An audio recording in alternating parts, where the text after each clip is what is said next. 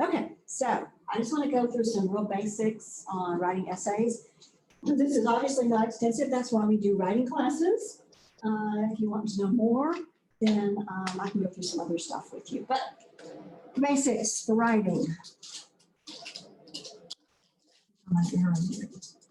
Okay, so when you sit down to write, there are three things that you have to consider. Now, John's already talked about the topic, picking a topic. And I want to reiterate one thing about the topic. Again, is be careful and don't get too broad with your subject area. You want to narrow that down. You're talking about gun laws. You don't want to just say gun laws. You want to get specific on it. You also want to consider your audience. Who are you writing for? Are you writing for an instructor? Are you writing for a journal that's going to be read by your peers? Are you writing for, doing creative writing like a short story or something? Maybe you're writing children's books, so you want to consider your audience, and that's who you want to write to.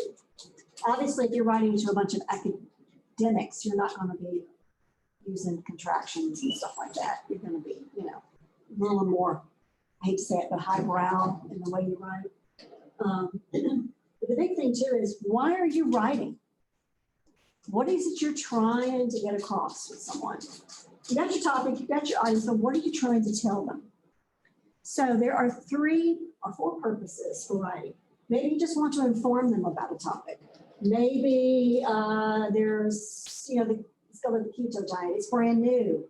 There's a bunch of new research out there. You want to get the word out to a lot more people. Or maybe there's a new mask mandate in your city because of COVID, and you want to get the word out. So this is just informative. This is, hey, this is what's happening. Descriptive is when you're really describing something. Actually, informative, maybe also you take a stance on something too, pro or con. A descriptive is when you are describing something. Maybe you're describing how to change the oil in your car, or it could be anything where you're doing a description. Reflective is you're reflecting on something. Maybe you want to do a pro and con there. You're reflecting on something that's been going on in the news and how it's affecting you. It's kind of a reflective piece, looking inward and talking about that. And expressive is, exactly what it means. You're expressing an opinion, or you're expressing yourself in a creative way, or you're just trying to, expressive is probably more like something like a creative writing type thing than it is academic. English majors probably worry more about that. Mm-hmm. Okay, so there is 5 steps to the writing process. First is your pre-writing. That's where John's stuff comes in. Doing your research, getting your references out, doing your outline or your mind map that we talked about, getting it all together, everything together, and ready to go. Again, that's going to be also choosing your topic, deciding why you're writing it and who you're writing it to. It's the who, what, when, where, why phase of everything. So you get all that information together, you get John's matrix together, you put all that together. Now you're going to start drafting. Drafting is, you're not worried about punctuation. You're not worried about misspelled words. You are going to worry about your in-text citations if it's, it's a research paper, because you don't want to get lost in all that. But you're not worrying about even necessarily the flow just yet. You're just trying to get going, get down, get finished. Because what's going to happen is you're going to go back and you're going to do all your revisions. And when you're revising stuff, you're looking at the flow. So you got an outline, so you pretty much got your flow down, but you may decide that, I don't like this section here, I want to move it up here. Maybe it belongs in this chapter instead of here. Maybe you're reading through it and you're saying to yourself, you know what? This doesn't really fit what I'm trying to say in this paper. I really don't know why I put this in here. I'm going to get rid of it. Or maybe you're reading through something and you go, I just really don't have enough detail. I need to add some more stuff because people are going to be confused. So that's what you're looking for. You're looking for those little things like that. You might revise once. You might revise twice. You might revise 3 times. You might revise 4 times. I don't know, you might revise a bunch of times.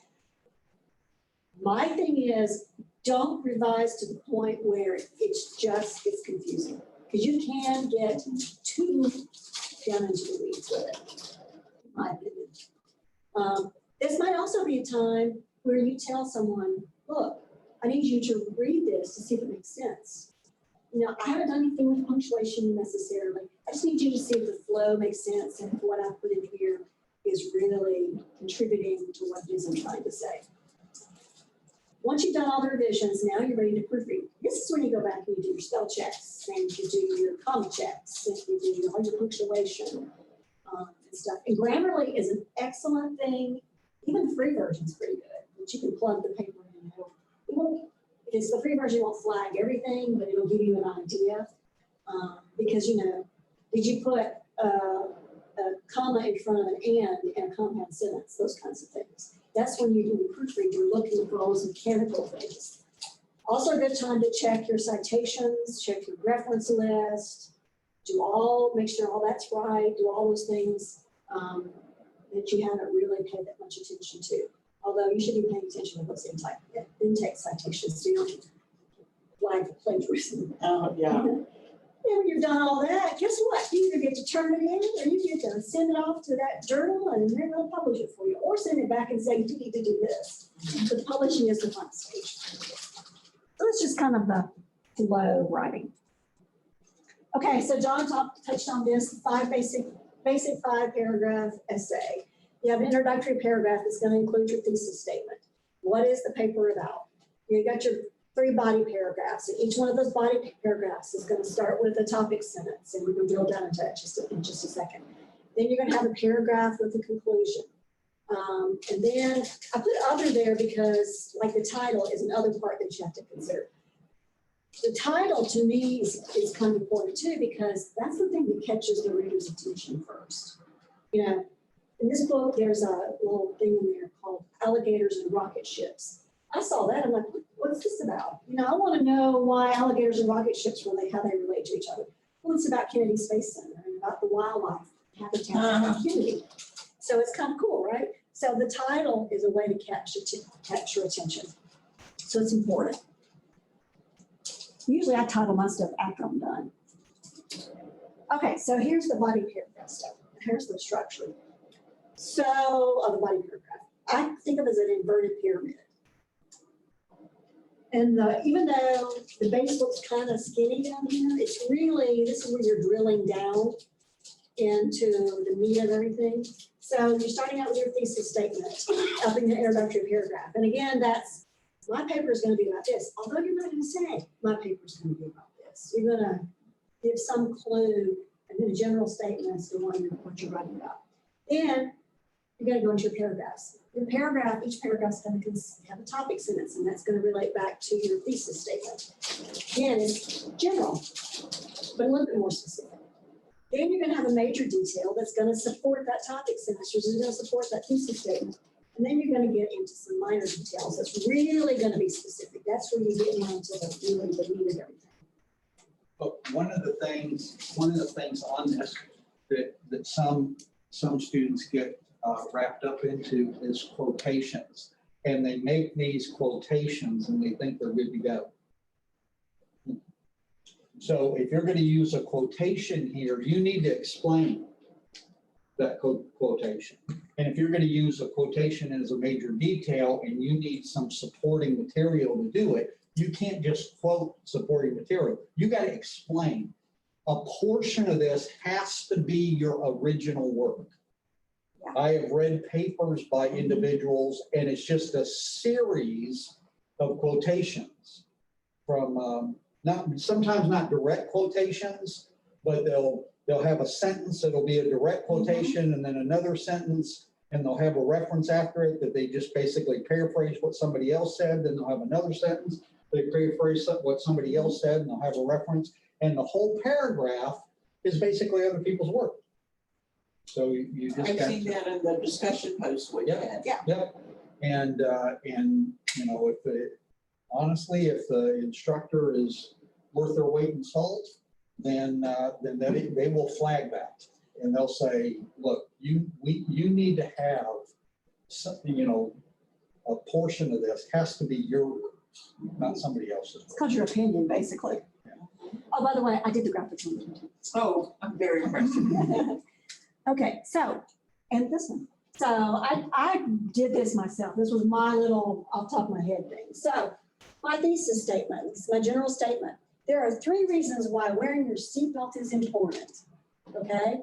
But I'm only gonna go into one among all paragraphs, right? So my topic sentence is, statistics show that wearing your seatbelt may prevent serious injury or even death. That's still kind of general, but it's getting a little bit more specific. Then my major detail is studies performed in major cities like Atlanta and Los Angeles, and I just made this up, reveal that the number of people who survived car accidents while wearing their seatbelts was significantly higher than those people who did not wear their belts. And of course, I would have citations in here too, but since it's my work. Well, actually, this would be really good even if these were the citations. You know, and this is where, because this is, you're using these to support, you know, to support that. Yeah, so that's where, and it says minor detail, but really these are really the meat of it. Yeah. So in fact, out of the 500 people who were involved in car accidents in the months of June and August, only 2 people died from not wearing their seatbelt. I should say from wearing their seatbelt, sorry, I got kind of carried away. While there were injuries among the 498 who wore their seatbelts, only 5% of them had serious injuries requiring months of hospitalization. Man, I should have proofread it. And- See, that's why you should proofread. Yeah. I left out my S and that should say, From wearing and not. Yeah. But this is all, she obviously got that information from somewhere. You know. Yeah, but I mean, and if you did that in a paper. Oh, yeah, I'd have to then cite it. an instructor would say, well, where'd you get that? Did you do the study yourself? You know, more than likely you got that information from somewhere. So therefore you would reference that. here we go. And there you got a good paragraph. A paragraph, minimum, 3 words, but a good paragraph, well, and your dissertation thesis will be longer. But if you're writing just an essay for a class, like a 5-paragraph essay, you know, if you get 3 sentences, you're good. You should have more than that. 3 to 5 sentences, you know, you could go, you know, maybe 5 to 7 or something like that. 10 to 12 is a but- really good Yeah, paragraph. So, but you can't get too much because then you start, maybe you start delving into other stuff that should have been separate paragraphs. so you see how my arrows are going up. I'm very general in my thesis statement. Now, obviously, before my thesis statement, I've done some sort of introduction to this. And my other 3 reasons might be, there's laws in several states that require you to wear seatbelts, or, you know, maybe another reason why it's good, you know, maybe a personal experience, like I had a wreck wearing a seatbelt that saved their lives, that kind of thing. But then my first paragraph is about injury and death. So I'm getting a little bit more specific as I go down. I'm trying to support this. It all comes down to it. All of this stuff is supporting that thesis. So are you gonna address the other reasons since you specifically said 3 reasons? I would if I were, I did not do it here, but yeah, I would. Yeah, my next paragraph would be about the next reason and my 3rd paragraph. Well, the neat thing is since you said 3 reasons, that's 3 paragraphs. Yeah. See, so you got, you know, that's a 5-paragraph essay because you got your introductory paragraph that includes all this Right. and leading into this. Then you got 3 reasons. So each reason will be a separate paragraph. So that's your 3 paragraph right there. And then you'll have a conclusion where you'll bring it all together. That's a 5-paragraph essay. I noticed it is important. That's my opinion. So I've interjected my opinion into this. There's a reason why I'm doing it because I think it's important. So I'm going to cite why I think it's Yeah. important. And these are the reasons that I think it's important. So you're going to have some opinion. It may not look like you're not saying, well, I think. Yeah, but it's opinion based on evidence. Yeah. That's where you got, you know, not coming at it just some. And, you know, I could have changed my thesis statement to say, there are many reasons why wearing your seatbelt is important, 3 of which are less injury, less deaths, comma, it's required by law, comma, and blah, blah. And then I would still address those 3 reasons in each of my paragraphs. Okay. you know, I might start out, and there's all kinds of, this book is really good because it goes into things you can put in the introductory paragraph, you can do quotes, you can do, you know, all kinds of stuff to get into that point. And the whole point of your introductory paragraph, your title is to catch that reader's attention and make them want to read further. Because when you do it, you want somebody to read it, right? Absolutely. Yeah, and you can quote somebody in your introductory paragraph. Yeah, That helps you can capture quote somebody in your introductory paragraph to help capture. the attention of the reader. If you want to sometime go through all that, I'm going to do the book with you. Okay, so now's where we get to have fun. So, Okay, Jan. John has come up with some reference materials. Okay, For you. five-paragraph essay. yeah, We may not have time to do that. so we may not Get have to, we started may with not this. have time to do that, so. But you can probably get started and then turn it into us later. So here you have, I already have some sources for you. You can pick from these. If you do not choose these, then you're gonna have to find your own information. So I would highly recommend you choose from these. And here are Okay. your topics. The So, first one, you don't have anything. yeah, on, I don't so- have anything on the Star Wars things. So you have social media, and you have a couple of articles here from concerning social media. You have about homework, and is it helpful or harmful to students? You have a couple of references here for that. One of them is just a real short, the other one is a little bit longer. You have something here, just one, I can only find one article on this. It has to do with artificial intelligence. You have this one I came up with, something that has to do with cartoons and food. And then I think there's one in here, teaching sociology using The Simpsons. And then this one is on attention span. So there's two articles on students' attention span. So you can pick any of these, and then you want to, kind of go through it. Now, one of the things that Angela had mentioned that I use, and that's reading abstracts, because the abstract is going to immediately tell you if that information is going to be any what closely related to your topic. So that's what I do. I read abstracts even before I print stuff off. Now, I'll tell you, when I was doing my dissertation, sometimes I would sit and I'd have moments that I just collected information. Okay, I really didn't read them real hard, but I just collected information. So I'd see a title of an article, and then I may briefly read the abstract, and then I'd print it off and I'd put it off to the side. And then I'd go through and I'd do the same thing with the other one. Then I would go back to that. So I only printed off like the abstract and print off the whole thing. And then I'd go back and I'd go through the abstract and see, okay, is there anything in here that I may be able to use? And if there was, then I had the abstract and I had the reference that I got that from, and then I could go find that whole article, and then that's when I would print things off, So sometimes I'd pile up, 20, 25 abstracts, that I would spend time going through. So, Familiar with the concept. yeah, I know. Yeah. So go ahead and pick something. And we want you and to then- do it, we want you to do it in APA. So put your citations on Yeah. here and have a little short Sure. reference list at the end. And the neat thing about some of these actually, even if I'm not mistaken, tell you how to reference it if you're gonna cite it. So I don't know which ones, but I think there's a few of them that says that if you cite this is how you're gonna cite it. I'm interested in this topic. Okay. Which one is that? Homework. Okay, so is homework harmful or helpful is your topic? Okay. So spend 30 minutes working on it. You'll get finished. John has to go somewhere. You can finish it and send it to me and John later, and we'll grade it for you. How about that? I don't know that I can't do much in 30 minutes. Okay, I've got so- abatements. How about I just take it and do it and then send it to you? How about you go through it and you spend just a few minutes reading it, Okay, okay?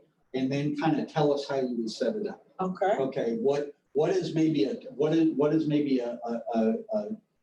title that you would do or something like that, you know, and kind of how you would set it up. And what you can even do is go ahead and use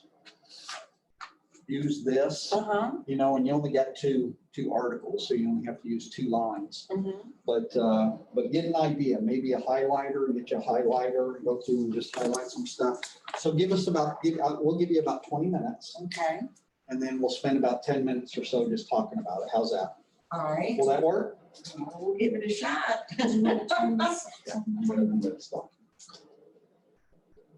Aren't you all cold in here? No, actually. I'm not. Oh, yeah. I get so cold in this lab. I keep my heat